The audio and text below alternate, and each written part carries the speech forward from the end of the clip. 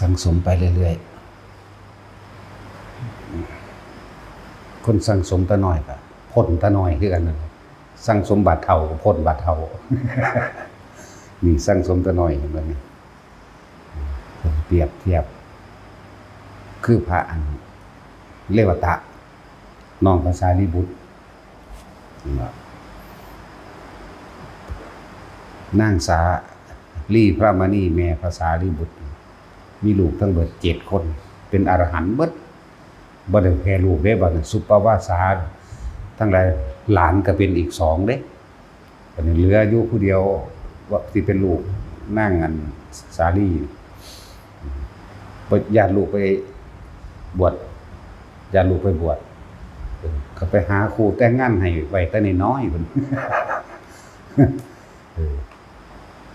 ไปหาครูแต่งงานให้ไปเบิ่งพาไปเบิ่งโตย้ายนั่นกันอายุ120 กว่าปีเด็กน้อยมันเว้ากันเนาะอันนั้นเป็นไผโอ้อันนั้นคือคุณยายอันนี้เป็นไผอ๋ออันนั้นคือคุณย่า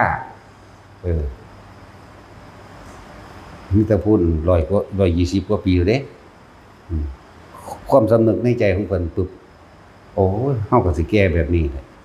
แล้วผู้นี้ก็สิต้องแก้แบบนี้แหละตัวเฮาก็ต้องแก้ชราแบบนี้ตัวผู้ว่าสิเป็นเมียนี่ก็ต้องแก้ชราแบบนี้นั่นบ่ล่ะมันขึ้นมาในใจดอกคำว่าความเกิดความแก่ความเจ็บความตายมันคือขึ้นมาเองจังซั่นดูเบิ่งเพิ่นนอนคิดนึกอยู่หลายมื้อเติบจนถึงเวลาเอาไปแต่งงานกันเอาผู้ชายนี่ไปแต่งผู้หญิงเอิ้นหยังละอาวาหะวิวาหะก็อย่างนึงอาวาหะก็อย่างนึงวิวาหะเอาผู้หญิงมาแต่งผู้ชายอาวาหะเอาผู้ชายไปแต่งผู้หญิงเด้ไปแต่งไว้นั่นแหละเพิ่นก็คิดนึกไปนั่นเฮ็ดจังได๋น้อกูสิหนีออกไปบวชได้น้อกับพี่ชายกูน้อเด้บ่ว่าได้คิดว่าสิไปแต่งงานจักเม็ดเด้ตรงนั้นก็เด็กน้อยเนาะมันสิไปคิดจังหยังออก7 ปีนึงแต่พอดีกับภาษาลีบุตรเพิ่นก็สั่งลูกศิษย์ลูกหาเพิ่นไว้ในวัดแห่งหนึ่งวัดป่าตะเคียนถ้าน้องชายผม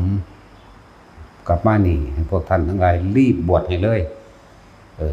อย่าลังเลเด็ดขาดพุทธศาสดาว่าให้ขออนุญาตจากเป็นผู้เป็นบิดามารดาสกรผมนี่แหละสิเป็นบิดาเองนะเป็นว่าถ้าว่าพอตายแล้วก็เอาคือไส้ไงนั่นแหละเป็นอ้ายเนาะไอ้อ้ายเป็นพอแทนผมนี่แหละเฮาตกลงกันฮอดมือพากันไปพากันขึ้นรถเกวียนรถม้าไปละวันคนรวยเลย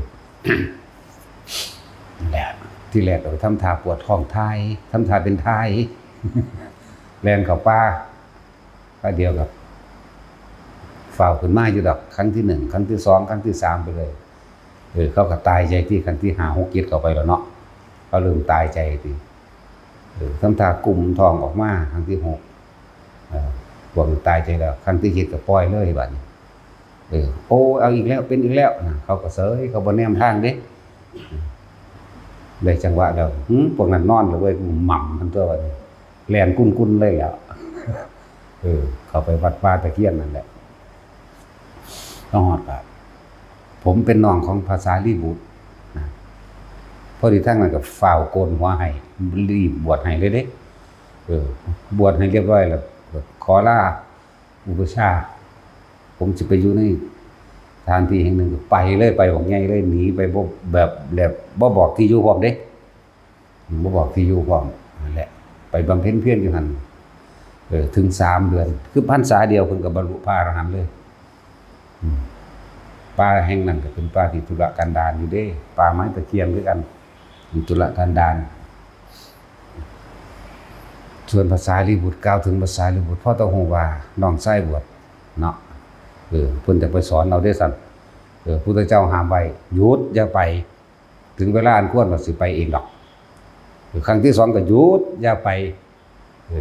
ครั้งที่3เธอไม่เชื่อเราตถาคตหรอกหรือนี่นะหยุดเลยบัดเงียบปึ๊บ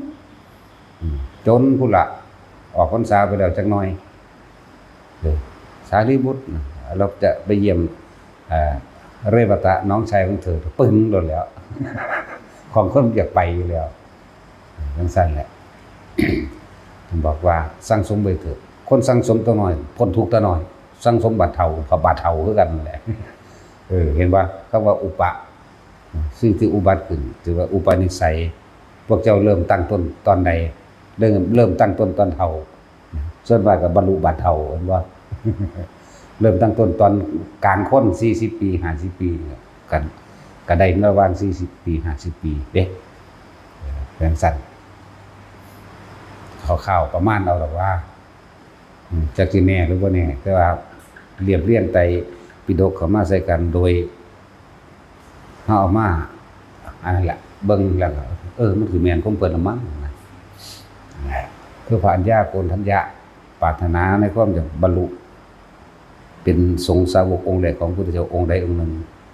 เวลาเฮ็ดหน้าเพิ่นก็เอาข้าวเมาล่ะไปถวายก่อนเข้าใจว่าล่ะส่วนน้องชายอยู่สุภัททปริภาชกน้องชายในชาตินี้ก็บ่ได้เป็นอ้ายน้องกันเด้แต่เป็นอ้ายน้องแต่สมัยพระพุทธเจ้าปทุมพุ่นเด้พระประทุมมุตระสมัยพุทธก็เลยปรารถนาเห็นพระพุทธเจ้าเรียกว่าตั้งความเป็นเลิศให้ว่าผู้นี้เป็นผู้เลิศทั้งเรียกว่ารัตตัญญูกวาเรียกว่าเป็นสงฆ์สาวกองค์แรกในพุทธศาสนาของพุทธเจ้าปทุมกวาก็เลยขอปรารถนาแหละว่าเฮ็ดจังใดสิได้เป็นมันก็เลยบอกเป็นอีหยังใดสิ่งใดมาก่อนก็ต้องให้ทานก่อนหมู่นะความหมายมันบอกถึงฤดูเฮ็ดหน้ามันก็เลยให้ทานเข้าก่อนหมู่นั่นแหละจะมีการกวนเข่าอีหยังละเอาน้ำนมเข่ามาปั่นเห็นเป็นน้ำออกมาเป็นน้ำนมแล้วเฮ็ดเป็นเข่ามัทุปายาตชนิดหนึ่งเด้มัทุปายาตมันมีหลายชนิดอยู่ดีบ่แม่นแต่ชนิดเดียวเด้ทำด้วยง่ามั่งทำด้วยอ้อยผสมกันกับแป้งมั่งนมงัวนมหยังมั่งแล้วแต่นั่นแหละแล้วมันมีมาจังซั่นสุดท้ายแล้วเพิ่นก็ได้สมปรารถนาเพิ่นอยู่เด้ล่ะผ่านพระพุทธเจ้ามาเท่าใดพระองค์เจ้าเอ้ยนับเบิ่งตั้งแต่พระปทุมนะนั่นแหละไล่คือว่ามาพระโคดมนับเอาจากพระพุทธเจ้าก็ดีก็ว่าแสนอสงไขยบ่แม่นแสนอสงไขย1อสงไขยแสนมาแสนกับเริ่มต้นปรารถนามากนั่นแหละเรื่องสั้นแต่ว่าสะสมไปเถอะแต่ว่าอันนั้นคือเฮาเว้าประวัติของเพิ่นเมื่อพระพุทธเจ้าเกิดขึ้นแล้วสำหรับพวกเฮาเองบัดนี้ศาสตร์นี้ได้เลยแต่ผู้ใดเฮ็ดได้คือได้บ่ต้องอีหยังดอกเฮ็ดคือมันสินิพพานมื้อนี้เดี๋ยวนี้ขณะนี้โลดเด้อบ่ต้องไปหวังนั่นหวังนี่บ่ต้องไปหาอนาคตการไกลถ้าบ่เฮ็ดมื้อนี้ดีที่สุดอย่าคิดว่ามื้อหน้ามันสิได้ปรารถนาเอาแค่ปากแม่นบ่ปากกับความคิดเอาซื่อๆแต่ว่าการกระทำจริงบ่เฮ็ดมันบ่ได้เด้เหมือนกันครับพระพุทธเจ้าของตอนที่ได้รับรัตถพยากรณ์มาแล้วเฮ็ดคือสิได้เป็นมื้อนี้เขาเด้ว่าสุเมธาดาบทผู้นี้จักได้เป็นตรัสรู้เป็นพระพุทธเจ้าองค์หนึ่งในอนาคตการข้างหน้าสิใน4อสงไขยกับแสนมหากัปใจมันฮึกเหิมขึ้นคือสิได้เป็นมื้อนี้เขานี่มันบ่ธรรมดาเด้มันซั่นแหละพอเข้ากายมันใจแบบนั้นแหละคือกุสินิพพานเดี๋ยวนี้โลดคือบ่อยากเกิดอีกแล้ว เปรียบเทียบคือเด็กน้อยอันนี้แหละมันอยากบวชตั้ง5 ปีพุ่นเด้มีอยู่แล้วอรหันต์5 ปีจักบ่ล่ะเป็นซั่นแหละมีอยู่แต่ว่าบ่ค่อยหลายก็เลยบ่ได้บันทึกไว้คือว่าหลักสูตรเขาก็เขียนไปตามนั้นแต่ว่า7 ปีขึ้นไปเนาะเฮาบ่ว่า7แล้วว่าซั่นโซดาสึกถ้ามันเกิดมีมาแต่เกิดในท้องนี่ล่ะเนาะซั่นแหละสะสมไปเรื่อยๆผู้เริ่มเข้า10 กว่าปีผู้เริ่มเข้า20 ปีมันก็สิได้ตอนจังซั่นในศาสตร์สุดท้ายลักษณะนั้นอยากบวชตั้ง5 ปีพุ่นเด้อคือเน้นนะโมหน่อยเฮานี่มันมาขอบวชตั้ง5 ปี แม่มันว่าน้อยโพดเฮาเอาอีหลีนแล้วลองบ่ปล่อยมาแม่กูบวชให้กูเด้บ่ได้สนเด้เฮาบ่ได้เห็นสิ่งใดสิมีค่าเลิศประเสริฐสียิ่งกว่าธรรมเด้บ่มีอีหยังประเสริฐยิ่งกว่าธรรมบ่มีสมบัติของพระเจ้าจักรพรรดิบ่ได้เศษเสี้ยวหนึงของอริยโสดาบันเด้บ่ได้เศษเสี้ยวพวกเจ้าสิเสี้ยวเกิดเสี้ยวตายอยู่ในหันอีกนับประมาณการบ่ได้มันได้สมบัตินั้นมาเจ้ากินแค่ศาสตร์เดียวแหละดีบ่ดีเสือกทำเลวตกนรกอยู่อีกนับประมาณบ่ได้บัดนี้เลวแค่ชาติเดียวเลยลืมเด้อแต่ว่าทุกทรมานหาประมาณการอันยาวนานหาประมาณบ่ได้พุ่นเด้อธรรมดาเด้อประเภทมิจฉาทิฏฐิหรือแถมซ้ำเป็นอนันตริยกรรมพร้อมเศร้าใจเลยล่ะ แล้วบวชแล้วก็ทึกเห็นบ่มาป.1มาบวชอันภาคฤดูร้อนฤดูแล้งเองเพิ่นนั่นน่ะเห็นว่ามันหัวดีบ่ล่ะความฉลาดของมันหนูบวชแค่เปิดเทอมก็ซึกดอกว่าซั่นมันบ่ผิดดอกอันว่าบ่ตัวดอกอันนั้นเข้าใจว่าล่ะอย่าคิดว่าคำว่าจังซั่นมันเป็นกุศโลบายหนทางลวงแห่งความสำเร็จบ่ได้ตัวเด้มันล่วงเพื่อความสำเร็จมันเด้นั่นเดี๋ยวพระพุทธเจ้าก็สิเว้าว่าตัวคือกันตัวพนันทะน้องชายเพิ่นเนาะแต่งงานกับนางปะทะกรณีชนบทแต่งมื้อนั้นก็เอามามื้อนั้นโดดเว้ยผู้ใดบอกให้นิมนต์ไปสันเข่าบัดนี้ สันเข่างานแต่งงานเอาแม่เป็นจังไดเจ้าบัดนี้จื้อบ่ เพิ่นอยากอ้างนางนั่นถือว่าสวยงามที่สุดในแคว้นนั่นแหละเอิ้นปะทะกัลยาณีนะนั่นแหละถึงสั่นแหละอยากอ้างเด้เพิ่นว่าได้เมียงามติ สันเข้าแล้วก็ถึงโยนบาทให้ติก็ได้ถือหยังนำคนตัวบาทนี่นั่นว่าล่ะคิดว่าลงบันไดแล้วคือสิอุ้มเอาเองดอกมั้งนั่นตอนนั้นบ่ทันเลยพระอานนท์มาหรือยังพระอานนท์บ่ทันมาเกิดในกลุ่มเดียวกันพระอานนท์บ่ทันมาพ้นหัวคือสิถือเองดอกมั้งพ้นจากหมู่บ้านคือสิถือเอาเองดอกมั้งใจมันบ่ได้อยู่นำพระพุทธเจ้าเด้พุ่นมันอยู่นำอีนางงามพุ่น พ้นเขตป่ามหาวันคือถือเอาเองดอกมั้งถึงขอบประตูวัดคือสิถือเองดอกมั้งพูดน่ะขึ้นถึงกุฏิวิหารแล้วคือสิถือเอาเองดอกมั้งซั่นก็คืนนี้พี่นั่งโดนแล้วก็เดให้ดิเดบาทให้เพิ่นนั้นถ้าเพิ่นปรารถนาต้องการจะบวชไหมพระเจ้าข้าวซั่นเห็นพระเจ้าลั่นปากเองฟ้าวเลยได้บ่ได้เป็นอุปชฌาย์ฟ้าวโคตรหัวให้เลยกันบวชติจังซั่นแล้วถือว่าเพิ่นตัวอยู่บ่บาทบวชแล้วก็บ่ได้ว่าสิปฏิบัติหยังดอกบ่ได้ฟังความหยังดอกนอนคิดฮอดแต่อันเมียเพิ่นแต่งงานใหม่นั่นแหละเป็นเดือนก็มาแล้วผู้นั้นก็ฟ้องผู้นี้ก็ฟ้องติบวชแล้วบ่เฮ็ดหยังคิดฮอดแต่เมียมีแต่อยากศึกพระเจ้าข้าพวกหมู่ภิกษุนำกัน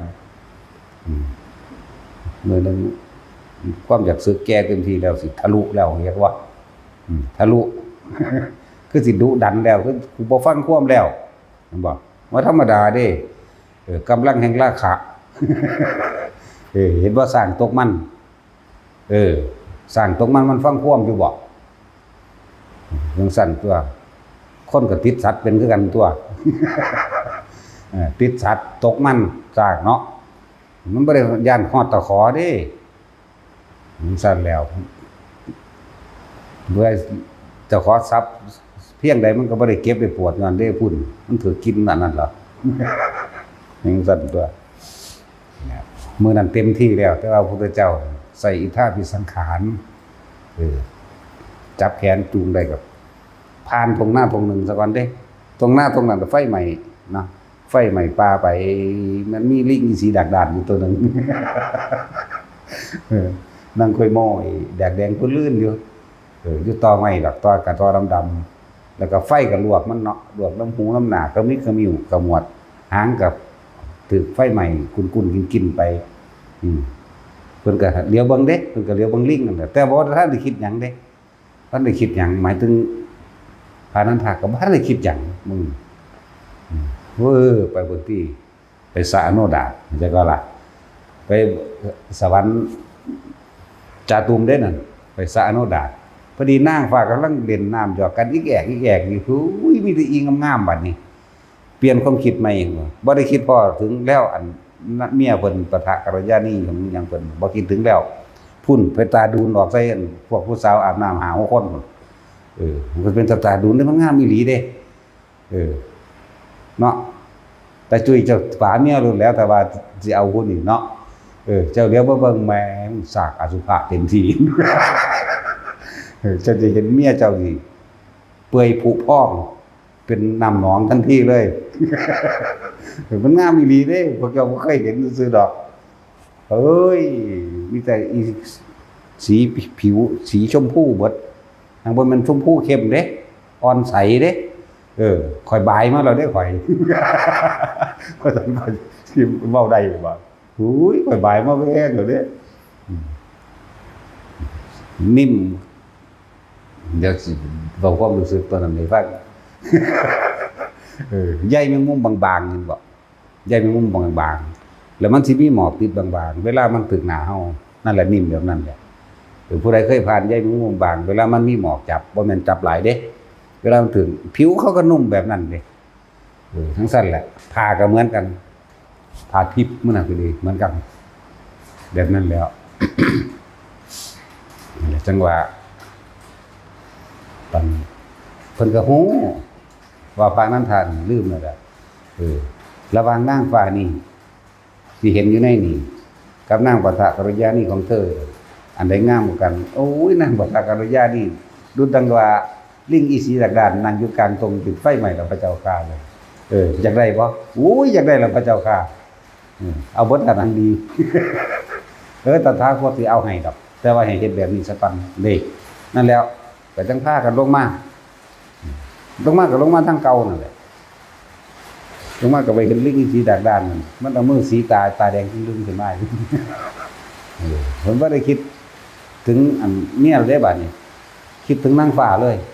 นั่นเปลี่ยนความคิดใหม่เห็นบ่เปลี่ยนสั่นตัวเปลี่ยนความคิดเพิ่งเห็นใหม่ได้บัดนี้นั่นแหละความพอใจของใจบ่นี่อีหยังเป็นยอดแห่งกามนั่นว่าล่ะบางคนว่ารูปเป็นยอดแห่งกามเนาะบางคนว่ารสเป็นยอดแห่งกามบางคนว่ากลิ่นว่าเสียงว่าสัมผัสกระทบรู้สึกทางกายเป็นยอดแห่งกามแต่พระพุทธเจ้าบอกว่าความพอใจนั่นแหละเป็นยอดแห่งกามแม่นบ่ล่ะเพราะว่ามันรวมอยู่นี่เบิดไหมรูปรสกลิ่นเสียงสัมผัสทางกายมันมารวมอยู่โตความพอใจ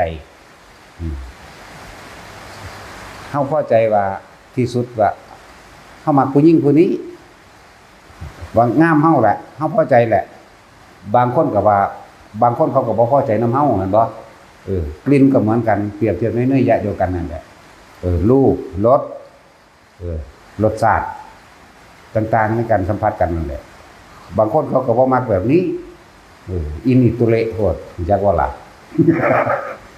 อินี่กินบ่ดีมันมีกินโตแห้งก็มีเด้คิ้วๆก็มีแต่สินผู้ยิ่งคิ้วยกให้ได้ดมหรอบ่ถ้าเราคนกินขี้แห้งกินโตกุยๆเนาะมีหลายกินสมๆก็มีเบิดแล้วนั่นแหละจังว่าบางคนก็พอใจในรูปแต่ก็บ่พอใจเหมือนกันบ่คิดว่ายอดแห่งกามของคนผู้นั้นยอดของความยินดีของคนผู้นั้นคือรูปยอดบางคนก็บอกว่ารสบางคนบอกว่ากลิ่นบางคนก็บอกว่าเสียงบางคนก็บอกว่าสัมผัสทางกายแต่พระพุทธเจ้าร่วมให้เลยความพอใจโตเดียวเลยมันมาร่วมอยู่หนึ่งเบิดเลยนั่นแหละว่าให้ทุกคนสังเกตความพอใจของเจ้าของมันดีเด้อคำว่าปรารถนาสุขก็คือความพอใจนั่นแหละนั่นบ่ล่ะสั่นไปพูดถึงบาพานันทะมากกับปฏิบัติอยู่บัดนี้ปฏิบัติเด้เดินจงกรมทำสมาธิยืนเดินนอนนั่งสมาธิมันไปตั้งมั่นอยู่นั่งฟ้าพุ่นเด้อมันไปจอยนั่งฟ้าพุ่นเด้มันบ่ได้มาจอนำว่าความคิดสิสงบหรือว่าสงบในกายเจ้าของเด้พุ่นไปอยู่ในกายผู้อื่นกายนั่งฟ้า โอ้อีนั่นก็งามอีนี่ก็งามโอ้อีนี่ชมพูกว่าอีนี่ชมพูอ่อนกว่าโอ้มันมีแต่ใสๆเด้ธรรมดาเด้งามอีหลีทั้งสั้นแล้วเฮ็ดไปเฮ็ดมา2 เดือน3 เดือนเขาหมู่ภิกษุทั้งหลายก็ซุบซิบกันอีกเห็นบ่เกิดความอยากอายเขาเจ้าตัวมันโอ้ปฏิบัติเก่งก็สร้างก็แค่ว่าปฏิบัติเพื่อสิให้มันได้นางฟ้าปฏิบัติมันเกิดไม่หรอกนี่เขาเว้ากันเห็นบ่ล่ะเขาจะเว้ากันแนวนี้เด้ภิกษุทั้งหลายเหล่านั้นบอกกันปฏิบัติดีกับปฏิบัติโลดเดินจงกรมเบิดมื้อก็สร้างดอกแค่ว่าอยากได้นางฟ้าพระพุทธเจ้าสิเอาให้เกิดความละอายเห็นบ่ล่ะจังซั่นแหละจะไปถามพระพุทธเจ้าเน้นเข้ามาโลกพระเจ้าข้าเห็นบ่เพิ่นจึงบอกคนผู้นี้ก็ต้องอาศัยกรรมฐานเรียกว่าอสุภกรรมฐานเข้าใจบ่ล่ะเพราะว่าเพิ่นมักคนงามตั้งแต่นางพุทธกัลยานี่ก็งามแล้วในระดับมนุษย์มานั่งฝ่ายยิ่งงามกว่าเก่าอีกในระดับเทพอัตภาพที่2ก็งามกว่าเก่าแล้วเพิ่นก็เลยให้พิจารณาอสุภกรรมฐาน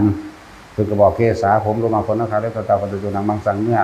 ไล่กลับมากลับไปกลับมาอยู่หั่นไล่เบิดทุกชิ้นส่วน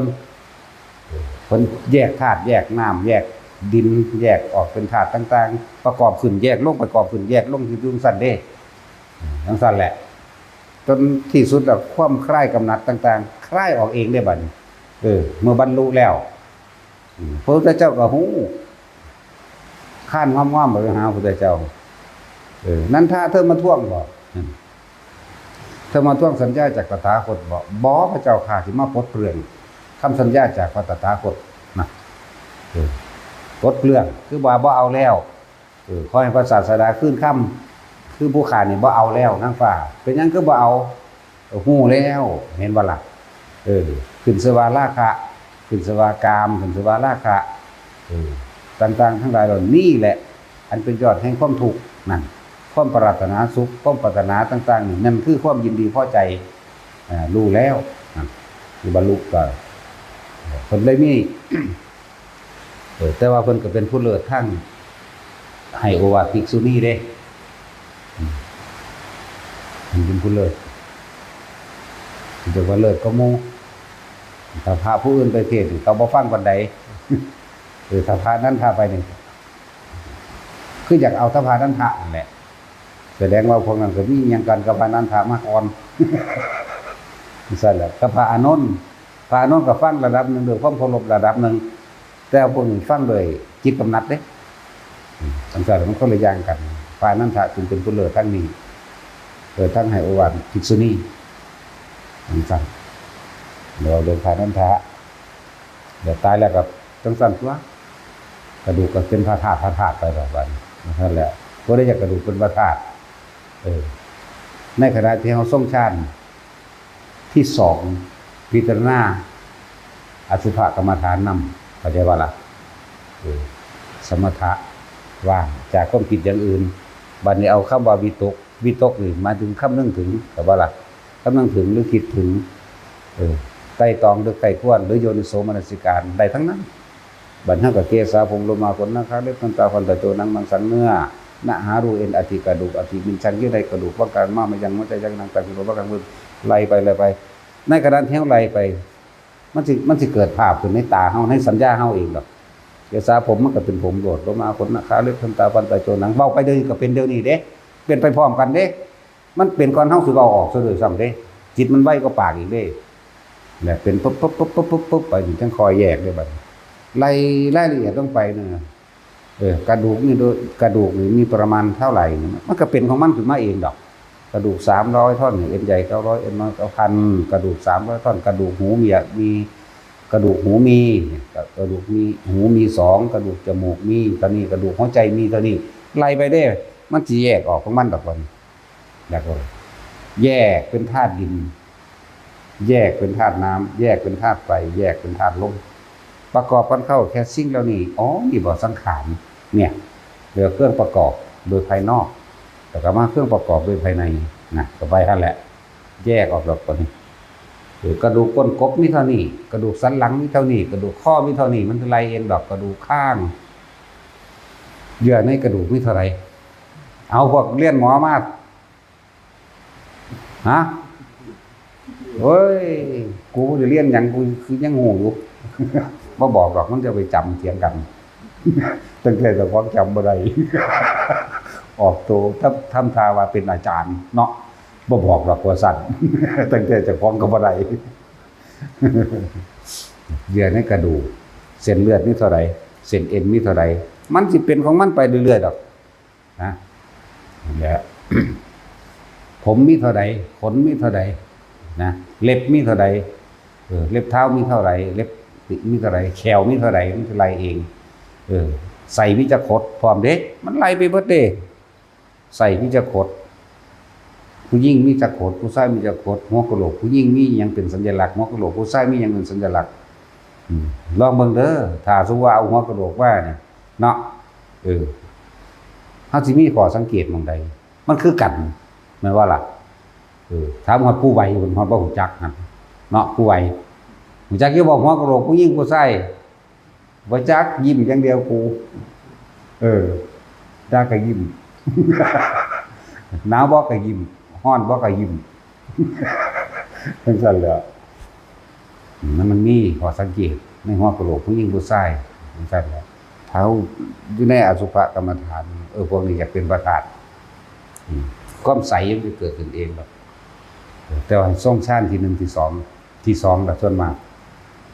ถ้าทีนึงมันสิมีวิตกในเรื่องพยายามกำหนดลมอยู่มันบ่ล่ะแต่ถ้าชาติที่2มันมีแต่พออาการปิติอยู่ในหัวก็ได้อยู่หน้าผากก็ตามนึกไปเป็นอารมณ์เดียวเด้วิปัสสนาสมถะวิปัสสนาตัวนี้เร่งรัดมันจะว่าเร่งรัดเด้อสำหรับผู้อยากเร่งรัดเอาเป็นอารมณ์เดียวยาวสุดปุ๊บจนเบิดคิดจังเข้ามาสู่ความสงบออกจากความสงบเร่งต่ออีกเลยก็ได้คือพิจารณาในผมก็ซ้ำๆซากๆหมื่นครั้งพันเป็นหมื่นเป็นแสนครั้งคนเด้บ่ธรรมดาเด้เอาอยู่หั่นเอาจนละเอียดอ่อนพุ่นล่ะเจาะเข้าไปในฮอดในโกนหูเข้าไปพุ่นระวังในโกนหัวมันเป็นขนเด้ขนรอบหูที่เข้าไปนี่ก็ดีเข้าใจว่าล่ะแม้กระทั่งอันเยื่อหูเฮานั่นน่ะเป็นขนอีกเด้แต่ว่าละเอียดอ่อนมากเลยบัดนี้ไล่เข้าไปนั่นแหละถ้าเฮาไล่แต่ในร่างกายเฮามันสิไปใส่อย่างนี้หัวกะโหลกเฮาเห็นฮอดเพดานหัวกะโหลกตัวมีตอนใดบางนี้เป็นเส้นเลือดใหญ่ไปนี่เส้นเลือดน้อยไปนี่ก็ไล่ไปหมดตัวนั่นแล้วมันเคยไล่ฟังเด้หรือว่าเห็นมาหลายอย่างหลายอันหลายแบบนั่นสั่นเลยว่ามันเป็นวิธีที่คนขี้ข้านเฮ็ดบ่ได้เห็นว่าล่ะคนขี้ข้านเฮ็ดบ่ได้บ่มีเวลาหรือดอกบัดป่วยคือมีเวลาบุเนาะบัดตายก็คือมีเวลาบุกับบัดป่วยเดี๋ยวเอามื้ออื่นก่อนจังสิป่วยดอกบ่มีผู้ใดต่อรองกับมันได้เด้เนาะป่วยเลยตายก็คือกันเดี๋ยวเอาจัก5มื้อก่อนมื้อก่อนก็บ่มีเวลาตลอดแต่ตายครับป่วยดีป่วยก็คือกันเนาะจังซั่นแหละนั่นแหละแต่ว่าผู้ใดอยากเล่นในอสุภะอันใดเด้อถ้าอยากได้รายละเอียดก็ให้ไปอ่านเอาในพระอภิธรรมเด้อในอภิธรรม7คัมภีร์นั่นแหละไปอ่านเอาในหมวดนั้นในพระธาตุกถาเด้ออยู่ในพระธาตุกถาถ้าอยากรู้อุปนิสัยคนว่าเพิ่นจัดมนุษย์ทั้งหลายนี่เป็นกี่ประเภทก็ไปในพุทธบัญญัติแต่หลายอย่างอยู่ในสติปัฏฐานนั่นแหละเป็นบทสุดท้ายยาวกว่าหมู่อันนี้ยาวกว่าหมู่มัน 24,000 ธรรมขันธ์แต่ว่าตัวนี้สิหลายกว่าหมู่เดี๋ยวมัน 84,000 พระธรรมขันธ์อยู่แบ่งเป็นพระอภิธรรม 24,000 นั่นเด้หลายเด้แล้วจะมาแบ่งเป็นพระวินัยก็ได้ก็20,000นั่นแหละแต่จังมาแบ่งเป็นธรรมบทอีกนะรวมแล้วเลยเป็น 80,000แต่ว่าคืออภิธรรมนี่หลายเด้นะแม่น 40,000 พระธรรมขันธ์บ่ 42,000 เว้ยหรือ 44,000 นี่แหละดังนั้นก็แบ่งอย่างละ 20,000 กว่า 22,000 เนาะรวมแล้วจะเป็น 84,000 นะ นี่มัน44,000พระธรรมขันธ์เฉพาะอภิธรรมโอ้ยสอนหนังสืออีกแล้วกูบาดนี่ย้อนอดีตขึ้นหลังสมัยพศ27-28มั้งสิเรียนอันนี้เด้2527-28เด้สิเรียนอันนี้เด้อย้อนขึ้นหลังจักปีแล้ว30อยู่บ่หึไปกูเฒ่าปานนั้นบ่เด้อกูวัน25-26นี่ไงโอ้เฒ่ากับตัวนี้นะขึ้นน่ารักอยู่กันเนาะนะโมมองพาเกินไหมนอนทางงามๆเลยนะหมูบลงเลยบัดนี้ถ้าไปฝึกมาจากผู้ลังกานั่นนะหมูบลงยิ้มอยู่เด้มันบ่ได้หลับเด้กูจักว่ามันปิติแห้งบืดบาดพวกเขาหล่นโอ้หัวฟาดพื้นซะแล้วโอ้อยู่เขาหล่นหงายหลังมั่งเขาหล่นหัวฟาดพื้นมั่งเด้มันหูเมื่ออยู่เด้เว้นว่าบ่หูเมื่อหรือว่ากายยินซี่ยังอ่อนอยู่แต่ว่าตัวใจมันแข็งแรงอยู่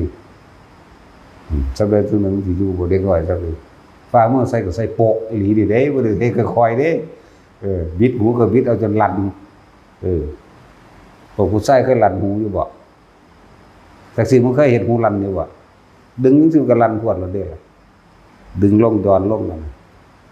มึงบ่เคยไปตัดผมเขาบ่เคยดึงหูมึงบ่ลั่นพวดแล้วเด้ล่ะอันนี้กูดึงค่อยๆมันก็ลั่นมันอ่อนโพดกูบ่ได้เฮ็ดแรงดอกจังเราผู้ใดอยากเร่งรัดตัวเองก็มาอีกเป็นเครื่องอีกระดับนึงทำสมถะหรือว่าให้มีเครื่องอยู่ตรงนี้ซะก่อนต่อมาก็ใส่วิปัสสนาโดยเร่งวิปัสสนาเด่นหาเวลาจิตร่วมใหญ่หังร่วมดอกร่วมอีกแบบนึงจากบ่นี่ร่วมอีกแบบนึงเด้ตอนที่เฮาทรงฌานก็เอิ้นว่าจิตร่วมได้แล้วคือมันบ่กระจายความคิดอย่างว่านี่ความคิดของเฮาบ่กระจายไปตามบุคคลที่รู้จักสัตว์ที่รู้จักสิ่งของที่รู้จักอดีตต่างๆมันบ่ไปคิดถึงหมู่พวกสมัยเป็นเด็กเล็กเด็กน้อยเลี้ยงงัวเลี้ยงควายหรือสมัยเรียนหรือสมัยใดก็แล้วแต่บัดนี้เฮามาร่วมอยู่นี่จากก่อนเอิ้นว่าจิตร่วมนี่ล่ะแต่ร่วมใหญ่ก็อีกแบบนึงนะอันนั้นบางคนเพิ่นก็เอิ้นว่าฌาน4มั่งมันมีมั่งแต่ว่าเฮาว่ามันคาบเดียวอยู่ระหว่าง3กับ4ซื่อๆว่ามันปรากฏการณ์ต่างๆนานาสารพัดมันเกิดขึ้นบ่ได้เกิดขึ้นจากการคิดเกิดขึ้นจากการหยุดคิดพวกนี้ธรรมที่เกิดจากจิตที่เป็นเองนั่นแหละเป็นของจริงอยู่แต่ว่าจริงกับเฮาก็นำออกมาบ่ได้ดอกก็เลยว่าสิ่งต่างๆที่เฮาเห็นจริงแต่เรื่องมันไม่จริงตัดออกอย่าไปยึดมั่นความหมายน่ะแค่นั้นแหละมันเห็นแต่เฮานั่นบ่ล่ะแค่นั้นแหละบ่มีหยังพิเศษดอกยึดก็ยึดไปตายเกิดใหม่จะสิยึดไปหยังสั่นเนาะสั่นตัวนำมาบอกให้ฟังซื่อๆดอกพวกนั้นมันส่วนมากมันบ่ค่อยหูเมื่อตัวดอกเวลามันร่วมลักษณะนั้นปุ๊บเข้าไปอยู่อีกหม่องนึงมันบ่ค่อยหูเมื่อมันบ่เชื่อมต่อกับร่างกายอยากบอกอันนี้เป็นความโดยเฮาคิดเอาเองว่าคือบ่อยากให้ผู้ใดแบบลักษณะคล้ายๆหรือคือกับว่าเหมือนคือคนจำความฝันบ่ได้เห็นมั้ยบ่เอาแบบนี้เฮาต้องการแบบเดี๋ยวนี้เห็นเดี๋ยวนี้สติมั่นคงเดี๋ยวนี้เลยก็จะว่านี้คือจังเฮาเห็นกันเดี๋ยวนี้แม่นเห็นสิ่งภายนอกในอัตภาพที่2เทวดาแหละเทวตาเทวะแปลว่า2ตามาจากคำว่าอัตตาหรือจึงอื่นว่าอัตภาพที่2อัตภาพอีกอันนึงสิเลื่อมล้ำกันอยู่ในนี่เฮาอยากให้มันมั่นใจเลยนี่แหมย่างไปนี่ก็เห็นโลดนี่แหมบ่แม่นหลับตาแล้วหรือว่าบ่เชื่อมต่อกับกายนี่แหละที่บอกว่าหลวงปู่มั่นว่ามานอนตายยังอยู่นี่ออกเฮาบ่ทันได้เข้าใจดอกต้องคือว่าถูกเฟี้ยนั่นแหละจังเข้าใจคือจักว่ามันต้องมีความรู้สึกตัวเป็นตัวรับประกันจริงๆนะนั่นแหละตะกี้สิจักหามันหยังว่าตั้งแต่ของเก่งบึบไปล่ะคราวเดียวนึงเด้วึบไปแล้วท่าได้ทุกท่าเด้เดินจงกรมอยู่กับเป็นด้วยบานเป็นแต่ว่าถ้าคิดแล้วเป็นได้เพิ่นจะเฮ็ดเป็นจักหมื่นเทื่อแสนเทื่อได้เด้อ300เทื่อจะมาถามอัน 2-3 เทื่อนี่เฮ้ยมันขิวโอ้ยดอกเรื่องว่า เอาจะว่ามันตีบตันกันในสูงว่าดิหันก็พ่อหันก็เห็นหนึ่งถามกูหลักบางคนตอบให้กันงงคิดไปอีกแบบหนึ่งเด้แต่นั่นว่าประสบการณ์จริงนั่นแหละเป็นของจริงของเฮาเองความรู้ของเฮาเองถามว่าแม่ภาษาสมัยเพิ่นยังมันสิตอบบ่ได้เนาะซ้ำกรรมฐาน40รวมทั้งเบิดเลยฮอด40เพิ่นก็ได้จังซั่นแล้วอยู่ในหลักสูตรมันของทดสอบทดลองมาเฮ็ดเล่นเฮ็ดมาหยังหลายอย่างนั่นแหละจังว่าผู้ใดอยากเล่งตนเองทรงฌานธรรมดามีความรู้สึกที่ดีเพิ่นก็ใส่ความคิดพิจารณาในอสุภกรรมฐานถ้าอสุภกรรมฐานกับมรณานุสติใกล้ๆกันนั่นแหละจักว่าแล้วเดี๋ยวมันก็เข้าสู่อุปสมานุสติเองเห็นบ่นี่เรียกว่าอนุสติ10อย่างอนุแปลว่าน้อยพลังตามทำสติให้ระลึกร้อยตามไปทีละอย่างละอย่างตามกันไปจึงเรียกว่าอนุสติ10แนวนี้ก็บ่มีไผเว้าจักว่าจังซั่นแหละนี่พุทธานุสติพุทธานุสติบ่แม่นแค่พุทโธพุทโธคำเดียวก็บ่แม่นแต่ว่าก็เป็นหนึ่งในหันเหมือนกันนะเจ้าบ่ระลึกถึงสมัยพระพุทธเจ้าเสวยชาติเป็นพระโพธิสัตว์สั่งสมบารมีชาตินั้นเป็นท่านชาติเป็นศีลเนกขัมมะปัญญาวิริยะขันติไลกว่าสิรวบรวมคนโอ้ยเกิดความเข้าใจลึกซึ้งละเอียดละออเชื่อมเข้าสู่ธรรมไปอีกเด้ถ้าเฮาระลึกนึกถึงโดยละเอียดละออคืออย่าขาดตอนให้มันเป็นสันตติสืบต่อและต่อเนื่อง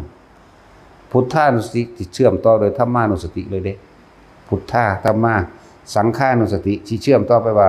พระสงฆ์สาวกของพระพุทธเจ้ามีคุณอเนกอนันต์นาประมาณบ่ได้พุทธธรรมสงฆ์แยกกันบ่ออกเข้าใจว่าล่ะมันที่เชื่อมไปเกิดความปัสสัทธิผ่อนคลายสงบจิตเย็นใจมันให้ออกมาเอาเองเด้บัดนี้ปล่อยเลยเด้เฮาเพราะเฮาฮู้นะนั่นแหละพุทธธรรมะสังฆาเนี่ยมันก็ไล่ไปเป็นจาค่าเด้ต้องสละออกสละโดยปรมัตถ์สละร่างกายพุ่นตายพุ่นจักว่าอะไรสละโดยข้างนอกคือโดยจาค่านุสติอาหารจารสโรคของพิโยอาศัยตลอดทั้งเครื่องอำนวยความสะดวกทั้งเบิดไหลลงมาสละโดยบารมีสละโดยของภายนอกสละโดยของภายในโดยเลือดโดยเนื้อโดยกำลังแรงกายสละที่สุดแห่งชีวิตไปเลยเด้ดังนั้นจาค่าแต่จาค่าแล้วมันก็หมุนเข้าใส่ศีลานุสติต่อเลยเด้เชื่อมต่อกันเป็นอันหนึ่งอันเดียวเด้ออนุสติ10นี่เชื่อมต่อกันเป็นเดียวเดี๋ยวเป็นศีลานุสติเป็นไม่ทำร้ายเบียดเบียนผู้ใดผู้หนึ่งชีวิตและทรัพย์สินตลอดทั้งมนุษย์และอมนุษย์เลยไล่ไปไหลเข้าไปสู่เทวตานุสติเทวตานุสติคือหิริโอตปะเด้ข้อธรรมหรือข้อวัดปฏิบัติหรือสิ่งที่ทำให้มนุษย์เกิดกลายเป็นเทวดาเพิ่นเอิ้นหิริโอตปะนั่นเองมีความละอายมีความเกรงกลัวไหลไปเรื่อยบัดไหลไปพุ่นละจนฮอดหยังละ มรณานุสติจักว่าล่ะสุดท้ายแล้วทั้งเบิดไหลมาคนเฮาก็สิ้นสุดต้องตายนี่แต่ว่าเฮาสิตายจริงหรือตายปลอมตายเหลี่ยมตายหัวตายแล้วเกิดแล้วตายบ่หรือเฮาสิเข้าสู่อุปสมานุสติเลยไม่มีสิ่งใดสิ่งหนึ่งอุบัติขึ้นเกิดได้เพราะเป็นผู้มีสติมั่นคงจะบอกอุปสะเป็นหยังอุปนี่สมานุสติสมามาจากคำว่าสัมมานุสติเด้จากว่าสัมมาสติอุปไม่มีอุปสรรคใดนี่หรือว่าไม่มีสิ่งใดที่ทำให้จิตใจกระเทือนได้จึงว่าอุปสรรคสิ่งที่อุบัติขึ้นเองที่จะทำให้จิตใจเราหวั่นไหวได้เลื่อนเพิ่นทับซับลงไปเรื่อยๆว่าระลึกถึงพระนิพพานเป็นอารมณ์เห็นบ่ล่ะระลึกถึงพระนิพพานเป็นอารมณ์ก็คือจิตที่ถูกโลกกระทำกระทบแล้วไม่หวั่นไหวนี่ก็แม่นบ่หวั่นไหวคือต้องบ่คิดเห็นบ่เพราะมันรู้แล้วว่าเป็นอนิจจังทุกขังอนัตตาทั้งเบิดมันบ่เอานำมันลงอย่างเหยียบลงเข้าสู่พระไตรลักษณ์เบิดแล้วนี่อนุสติ10ถึงกันเบิดฮอดนิพพานเด้อธรรมดาบ่แต่เรื่องจาคานุสติก็ไล่บางทีเนาะไล่ไปโลดเป็นอันเดียวกันเบิดนั่นแหละนี่แต่จังว่าอนุสติ10มากมายมหาศาลนั่นแหละยังก็ดีไปถึงที่สุดว่าอุปสมานุสติอุปะก็คืออุบัติขึ้นมันบ่ล่ะสมาก็จังว่าสัมมานั่นแหละสตินั่นแหละเลยเป็นสัมมาสติเกี่ยวเนื่องกันเบิดได้บัดนี้ เกี่ยวเนื่องกันไปถึงมรรคมีองค์8เห็นบ่สัมมาทิฏฐิสัมมาสังกัปปะวาจากัมมันโตอาชีวะวะโมสติสมาธิเกี่ยวเนื่องกันเป็นอันเดียวกันเนาะทั้งสั้นแล้วเกี่ยวกันเลยในโพธิปักขิยธรรม37อย่าง37หมวดอาการทำได้อันหนึ่งเชื่อมถึงกันเป็นอันเดียวเบิดอย่างว่าล่ะสติปัฏฐาน4สมปัฏฐาน4อิทธิบาท4อินทรีย์5พละ5โพชฌงค์7มรรค8ลงสัมมาสติบ่มรรค8บ่เป็นมรรคแบบยานอวกาศเด้เนาะจากล้านปีแสงถึงเป็น1มรรคแท็กซี่กูว่ามึงเรียนสูงแล้วกูก็ถามผู้เรียนสูงแล้วเนาะจักกิโลจึงเป็นมรรคนึงเอ้ยบ่ทันบ่หานจังซั่นเด้เท่าใดกิโลบ่ฮู้เนาะจึงเป็น1มรรคมันบ่ทันมรรค8พุทธเจ้าดอกเฮาเอามรรค8โลดจังว่าถึงนิพพานเลยมรรคพวกนี้มันยังหาเร่ร่อนอยู่น้ำก้อนขี้ดินอยู่เนาะมันจังมาหาเล่นฝุ่นผงในสายลมอยู่พวกนี้จังซั่นตัวพากันเที่ยวเกิดเที่ยวกายโลกนี้มีสมบูรณ์ดีแล้วแทนที่สิปรับปรุงทะเลทรายให้เป็นพื้นดินใดเนาะสิไปสร้างดาวอังคารสิไปสร้างดาวพฤหัสสู้ไปบ่ได้ดอกตายก่อนเบิดอีกบ่กี่ปีสุดแต่สงครามใหญ่นับเบิ่งติแหละ2,500อะไรเดี๋ยวนี้ก็เอาที่เหลือที่ลบจาก 5,000 ตั้งขึ้นเอาที่เหลือมาลบเหลือเท่านั้นแหละสงครามใหญ่หังบ่แม่นล้างโลกบ่ทันได้แม่นบ่ทันได้เป็นอันยังอันตรธานตรกับนะสงครามเลยนิวเคลียร์ไปอีกเด้แรงกว่านิวเคลียร์อีกเด้มันจักว่าล่ะนั่นแหละยิ่งค่ะพวกที่รอดมาจากใต้ดินพุ้นหรือว่าจากพศ5,000ไปปุ๊บนี่เนาะเกิดสงครามใหญ่เลยทั่วโลกเลยเด้นี่พวกที่รอดคือพวกอยู่ในดินอยู่ในหู้สมมุติว่าประเทศไทยรอดจาก2คนจักมันสิอยู่ไส2คนฝรั่งอังกฤษรอดจากคนนึงประเทศนั้นรอดจาก10กว่าคนนี่แหมในเอื้องว่างแห่งก่อนสิเท่าทานนั่นเนาะคนไปเห็นกันปึ๊บแล่นกอดกันเด้คนละภาษากะสร้างแต่ว่าความรู้สึกเป็นอันเดียวกันคิดถึงกันให้ห้องให้ใส่กันแล้วก็เกิดความหักกันแพงกันรักษากันได้ผู้หญิงผู้ชายก็เอากันใหม่บัดนี้เริ่มแตกลูกแตกเล่าแตกหลานขึ้นมาใหม่ยาวนั่นไปจนอายุถึง 100,000 ปีอายุถึง 100,000 ปีเริ่มประมาทอายุจังสั่นลงมาแค่80,000 ปีโพธิสัตว์สิบันจังพระโพธิสัตว์สิขึ้นมารวบรวมคนบ่ทันแม่นเพิ่นสิเกิดขึ้นมาเลยเด้พระศรีอริยเมตไตรนั่นน่ะ1,284,000บ่แม่น 4,000 1,282,000 เท่าไหร่432 ปีเนาะพุ่นจังสิมา1,282,432 ปีเนาะพุ่นจังสิมาเด้อบ่ได้ง่ายเด้มันสั่นแหละ พระศรีอริยเมตไตรจังสิลงมาใจว่าล่ะแต่ว่าก่อนหน้านั้นก็เกิดอยู่เดี๋ยวนี้ก็เกิดสิไปไสเดี๋ยวนี้เกิดเรี่ยราดทั่วไปแล้วพวกนี้บ่จักอยู่จักเศร้าบ่จักเมื่อยจักเบื่อหน่ายเนาะสมน้ำหน้ามักทุกข์เห็นบ่ล่ะมันสั่นจ้ะนั่นแหละพระโพธิสัตว์นี่รวบรวมแล้วก็ค่อยๆพาคนทำบุญทำทานทำนั้นทำนี้แล้วก็เพิ่นก็สิประกาศเรียกว่าประกาศโพธิญาณจากบนประกาศโพธิปักขิยธรรมก็ว่าประกาศโพธิญาณก็ว่าเพิ่นก็สิคอยประกาศเพื่อให้คนนำคนให้ทำบุญทำทานนั่นนี่มันสิเป็นยุคช่วงนั้นมันสิมีพระปัจเจกเด้ช่วงพุทธเจ้าบ่เกิดนี่พุทธันดรระวังนี่แหละพ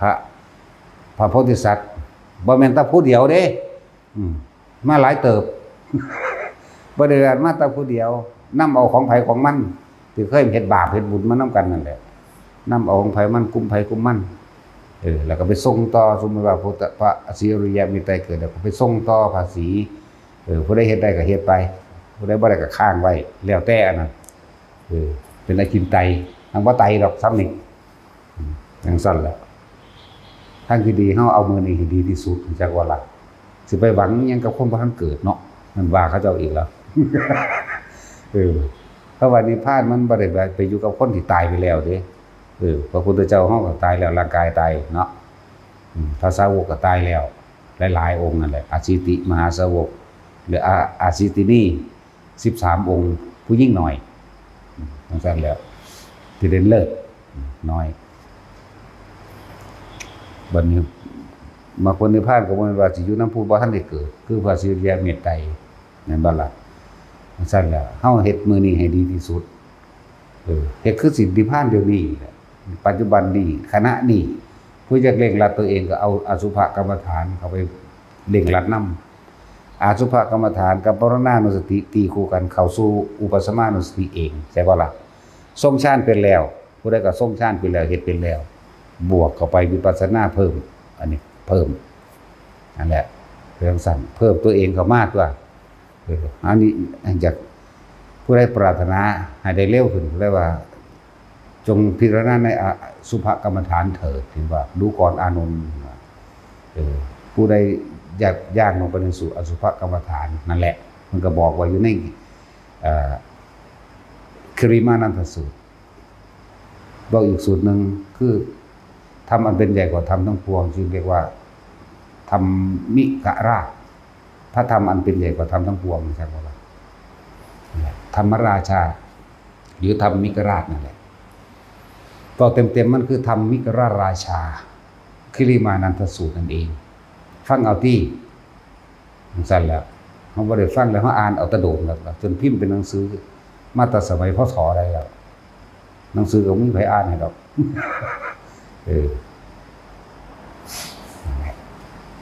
แล้วคือเอามาประกอบตัวเองเป็นเครื่องอยู่ของตนเองแต่ว่าล่ะเฮ็ดไปเรื่อยๆบัดนี้ฟังเว้ามันเป็นตาญาเนาะอันนี้มันง่ายโลดการทรงฌานคือการอยู่ในความรู้สึกแห่งตนเองเอาความรู้สึกของตัวเองหรือเอกตาจิตเอกตาลมหรือจิตหนึ่งก็ว่าทำความรู้สึกอันเป็นหนึ่งแยกนี้ออกจากจุดแห่งความรู้สึกจุดเดียวนี่เป็นการพักบาลาเป็นการพักจิตเวลามันคิดก็คิดไปเวลามันเห็นนี่รวบลงที่พระไตรลักษณ์โลดยังก็ดีลงเกิดกับดับโลดแม้แต่ความคิดก็บ่เป็นของเฮาแม่นบ่เนี่ยเวลามันเป็นขึ้นมาเด้ออย่าไปบังคับให้มันเศร้าคิดปล่อยมันคิดไปโลดแต่ว่าดูความรู้สึกอยู่นี่นะเบิ่งอยู่นี่สำหรับผู้อยู่กลางหัวก็อยู่กลางหัวเด้อมือเศร้าเริ่มหนาบอยู่นั่นน่ะเนี่ยเป็นดอกเย็นลึกก็ไปได้กลางสมองมั่งขึ้นบนขึ้นหนังหัวมั่งบางทีมันก็เคลื่อนลงมาของมันเองมันอยู่นี่อิ่มโปร่งใสก็ว่าไปมันอยู่นี่ก็อยู่นี่หูอยู่นี่มันลงมาท้องก็หูว่าอยู่ท้องมันอยู่ในจุดเดียวนี่ก็อยู่ในจุดเดียวบ่คือกันเด้อบ่แม่นมาตรฐานแบบตายโตเข้าใจว่าของไผของมันความรู้สึกไผมันเด้อบางคนว่าคือบ่เป็นคืออาจารย์ว่าเด้นั่นแหละบางทีก็บ่ฟังเขาฟังบ่ต่อเนื่องหรือบ่ติดตามขาดตอนสงสัยยังมาถามเอากับเฮ็ดเอาบ่คือกันเด้เนาะถามเอาได้คำตอบอยู่แต่ฟังต่อเนื่องเฮ็ดต่อเนื่องบ่ได้ถามเลยโอ้กูเป็นตัวนี้เด้อแน่มันได้ถามเลยเด้อ้าวกูเป็นคือเพิ่นว่าแน่ก็จบล่ะจังซั่นเดี๋ยวเพิ่นอยากเร่งรัดก็ใส่ตัวนี้เร่งเข้าไปเร่งก็บ่เร่งดอกก็เฮ็ดเป็นธรรมดานั่นเองแต่ว่ามันต่อเนื่องกันสันตติมีความสืบต่อเนื่องไม่ขาดเวลามันหยุดคิดมันหยุดดอกบึ๊บเข้าไปอีกแบบนึงก็เป็นอีกแบบนึงเวลาออกมาก็เขามันอยู่ทรงฌานเอาเด้อบางคนที่เขาได้ฌาน4เป็นเอาเองเด้อกลับมานี่อย่าไปอัศจรรย์ตัวมันหายไปเด้ที่ฟ้าวกลับมาอยู่ในปัจจุบันจักบ่ปัจจุบันคือความรู้สึกนี่ผู้อยู่หูดังก็อยู่หูดังเป็นปัจจุบันผู้อยู่อุณโลมก็อุณโลมผู้อยู่หัวก็หัวเข้าใจบ่ล่ะนี่แหละเกิดยังขึ้นที่บอกว่าเกิดยังขึ้นพวกเจ้าจะตื่นเต้นตกใจพวกเจ้าจะฟ้าวคิดไปนำสิ่งที่เกิดวุบขึ้นมาสมมุติว่าบางคนเห็นแสงวาบวิบปึ๊บอย่าคิดเป็นน้ำแสงเด้รีบกลับมาลมหายใจเข้าใจบ่ นี่แหละรีบก็มาลมหายใจเลยอย่าไปให้คุณค่าอย่าไปให้ความหมายอย่าไปใส่สื่ออย่าไปหยั่งกับมันเห็นดูเขามันชินมันนั่นเองดอกเอาจักดอกว่าอันนี้เกิดกับอันนี้ดับมันบ่แซ่อยู่จังซั่นดอกแม่นบ่ล่ะจังซั่นแล้วถึงบอกพยายามว่าเกิดหยังขึ้นบางทีเฮากำลังโยกดักคนเป็นมาตื่นนึบขึ้นมาเป็นน้ำหยังวะนี่คือคิดผิดก็จะว่าจะไปหาเหตุผลกลับมาลมเลยอยากว่าล่ะถ้าเราเรื่องของธรรมะต้องบ่มีเหตุผลเด้ถ้ามีเหตุต้องมีผลเนาะถ้าหยุดเหตุไร้ผลทันทีผลคือบ่เกิดอยากว่าล่ะมันบ่คิดบ่ปรุงบ่แต่งแล้วถึงบอกเป็นเบื้องต้นเอาไว้ลมหายใจเป็นไงตอนที่มาที่2ก็มาอยู่ตรงที่อุณาโลมนี่หรือเอาอาการปิติที่เฮากำหนดขึ้นจะว่าเป็นเครื่องอยู่นี่เห็นอยู่แค่นี้นอกนั้นก็ค่อยรู้ไปกับมันนั่นเองจังว่าแต่ละคนพวกโยกจังสิก็ใส่ความรู้สึกหยุดโลดมันกำลังดึงอยู่นี่หยุดกึกมันก็หยุดนี่แหละเดี๋ยวมันก็ดึงทั้งนี้อีกหยุดกึกบางพวกก็หมุนไปเด้อก็เฮ็ดเที่ยงไว้ก็ได้ตัวโดยบ่ต้องใส่ความคิดดอกแต่ใส่ความรู้สึกอยู่นี่มันทั้งเฮาใส่ความรู้สึกหยุดก็จะว่านี่จังซั่นแหละมันก็หยุดดอกตะกี้หังกว่านี่ตัวพวกยายลอยยายล่มมื้อนี้ยายล่มหมุนไปน้ำหูถูไปมาทั้งหลังก็บ่หงายหลังเด้แปลกประหลาดบ่ล่ะหมุนยายลอยก็เอามือลอยไปยื้อพร้อมคนโตอยู่บัดจังซั่นแหละขนาดไปดึงออกยังบ่ออกเด้ทีแรกมันเป็นไม้ก็ปล่อยไว้จังซั่นบัดนี้รู้จักแล้วบาดมันบึบไปก็ไปเห็นกับมันโลดเห็นก็เห็นเนื่องจากของเองเห็นว่าพระพุทธเจ้าสว่างจ้าอยู่จังซั่นเป็นหยังก็สร้างตัวเอาเป็นแค่เห็นนั่นเด้อบ่ต้องไปให้คุณค่าหรือความหมาย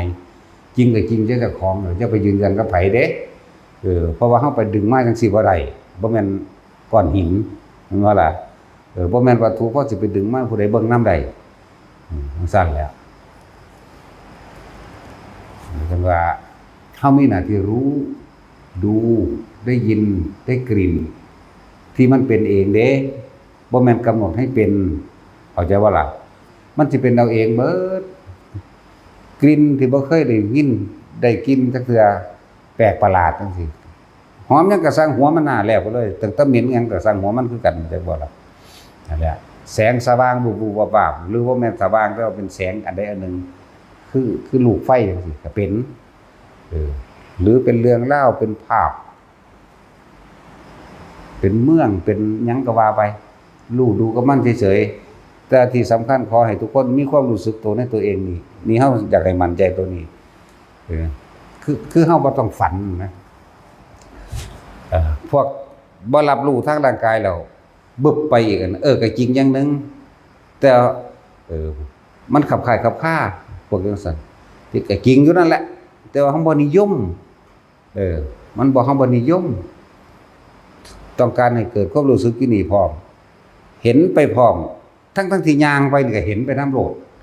บ่ต้องไปนั่งแล้วจังเห็นดอกบ่เป็นนั่งหลับตาแล้วจังเห็นเพราะมันเป็นนอนแล้วจังเห็นเด้พวกนั้นก็เห็นอยู่เป็นอยู่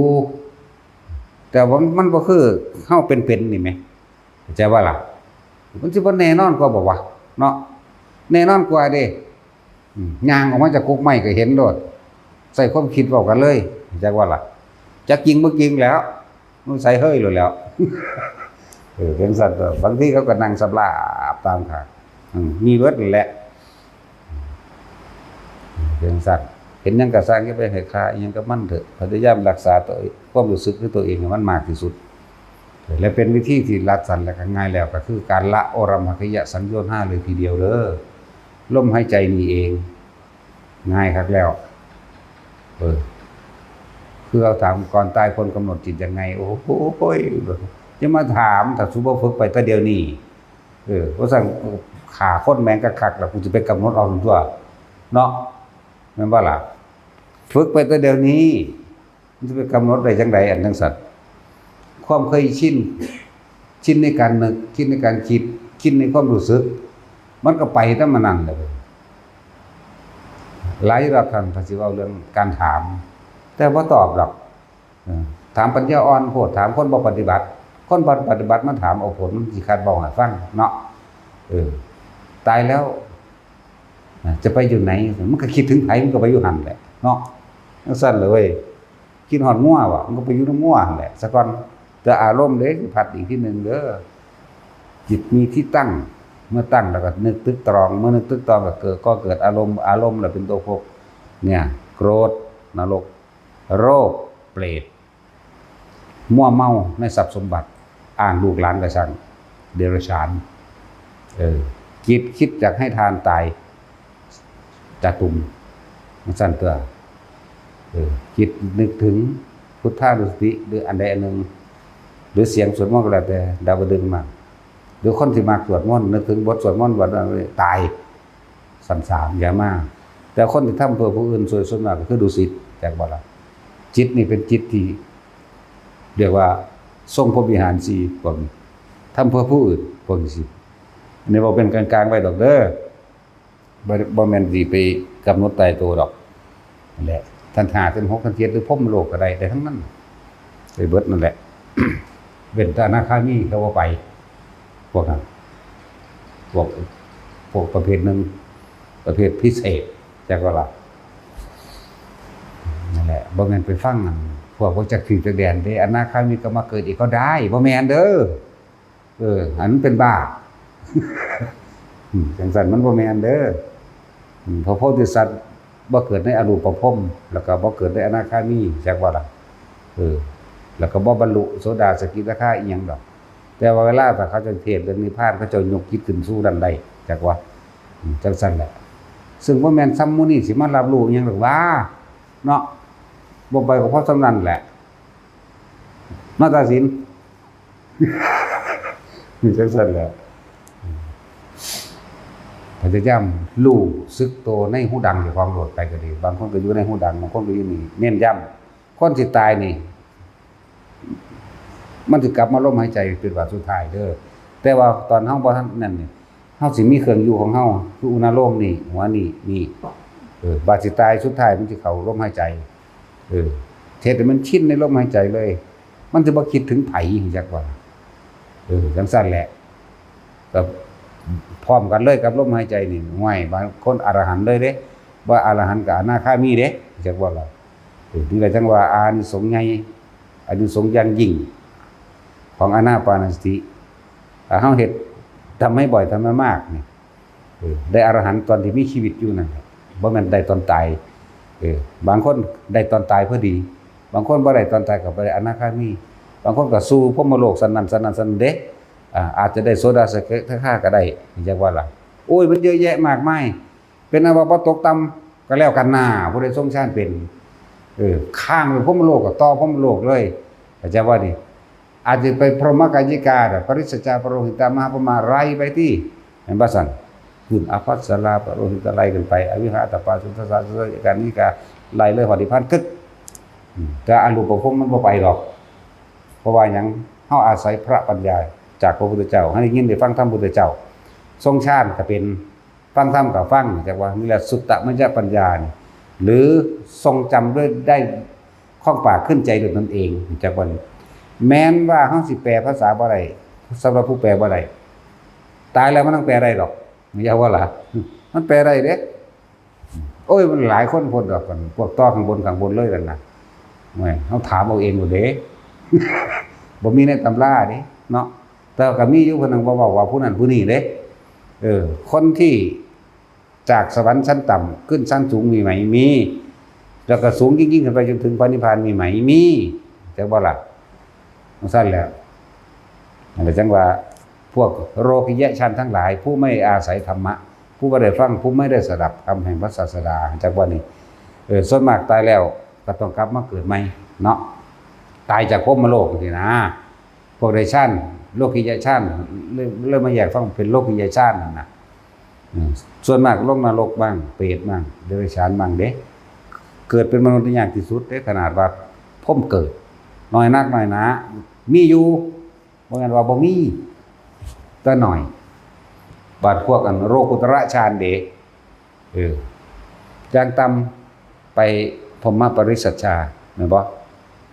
เมื่อเขาตายจากปริสัชชาอาจจะขึ้นอนาคามีเลยก็ได้อรหันต์เลยก็ได้หรือเลื่อนขั้นตามลำดับขึ้นไปจนถึงอนาคามีแล้วค่อยอุปหัจจปรินิพพายีขึ้นไปค่อยๆเป็นทีละขั้นก็ได้ก็มีทั้งนั้นนี่แหละจังว่าอยากให้ทุกคนทรงฌานให้มันเป็นอย่างน้อยๆเฮาก็อยู่พรหมโลกน้อยคักเราเด้นี่บ่เว้าเรื่องเทวดาเลยเด้เนาะ